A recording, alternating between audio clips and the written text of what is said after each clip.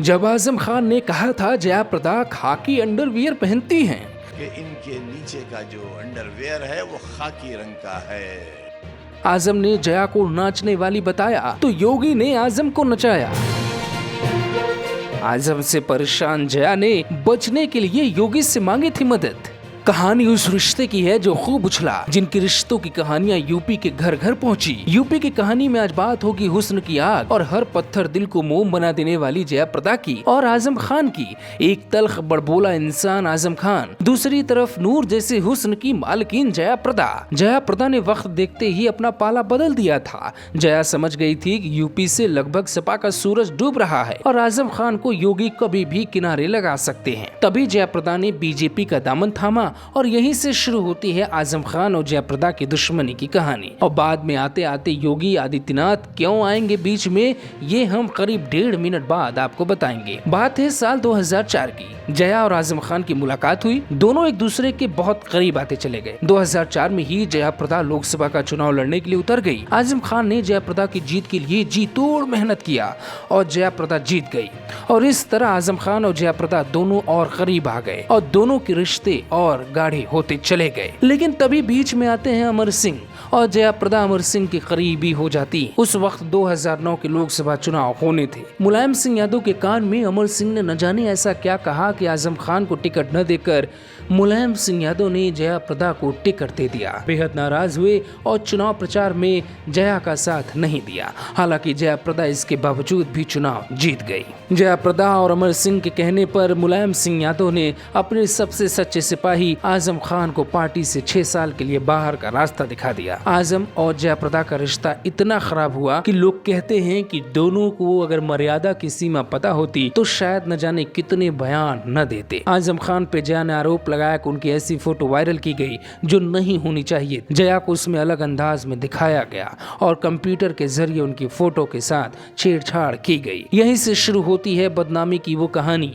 जो यूपी चुनाव से होते हुए कभी रुकी ही नहीं। उस फोटो को वायरल करने वाले थे आजम खान और जब उन पे आरोप लगे तो जया को आजम ने नाचने वाली बता दिया था। और अब एंट्री होती है सख्त सीएम योगी आदित्यनाथ की। 12 अप्रैल 2019 को आजम खान ने अंडरवियर वाला बयान दिया। योगी ने आजम खान को चेताया, सुधर जाओ नहीं तो सुधार देंगे। ठीक 2 महीने बाद यानी 12 जून 2019 को जया प्रदा योगी से मिली। साथ में अमर सिंह भी थे। आजम का किस्सा सुनाया, हाथ जोड़े और कहा, सिर्फ योगी जी आप हमें न्याय दिला सकते हैं। इसके बाद आजम खान सिर्फ 11 महीने 20 दिन बाद ही जेल की सलाखों में पहुंच गए। जया प्रदा ने योगी से क्या कहा था इसका कोई ठोस सबूत हमारे पास नहीं, लेकिन ऊपरी तौर पे कहा था आजम एक बुरे इंसान और गंदगी। इसीलिए सदन में योगी ने आजम को जेल में डालने के बाद कहा, आगे आप सुनिए। जब सदन के भीतर योगी आजम पे भड़क गए और उन्होंने कहा कि आजम प्रदेश की गंदगी है। हमने तो भेदभाव नहीं किया। बिजली यहाँ आएगी यहाँ नहीं आएगी हमने तो नहीं किया। बलदेव सिंह बोला हमारे मंत्री आए, कहा रामपुर में बिजली आएगी कि नहीं आएगी। मैंने कहा जैसे पहले आती थी वैसी आएगी। वहां जा रही है बिजली और बिजली तो बहुत चमक रही है। वहां तो बहुत तेज से चमक रही है, बहुत अच्छे ढंग से चमक रही है।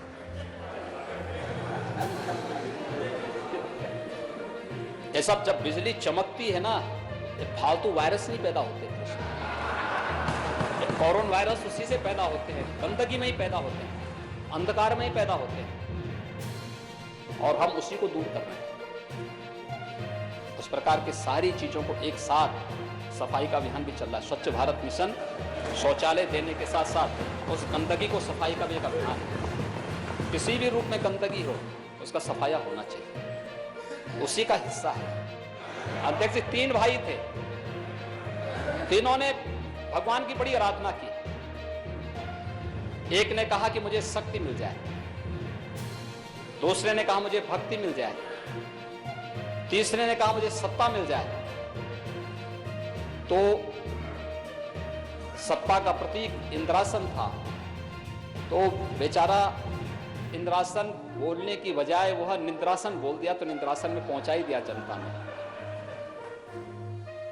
महोदय ये होता था यहाँ पे।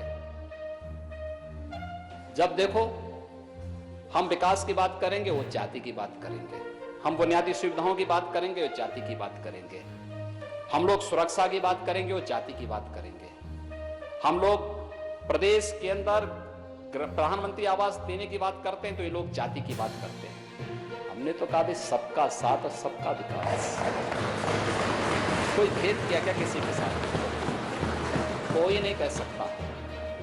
ये सूची 2012 की सेक्स सूची हम लोगों ने नहीं बनाई है। तब न केंद्र में बीजेपी थी न प्रदेश में बीजेपी थी, लेकिन हमने कहा उसके अनुसार देंगे, जो बचेंगे उनको भी देंगे, किसी को वंचित नहीं रखेंगे।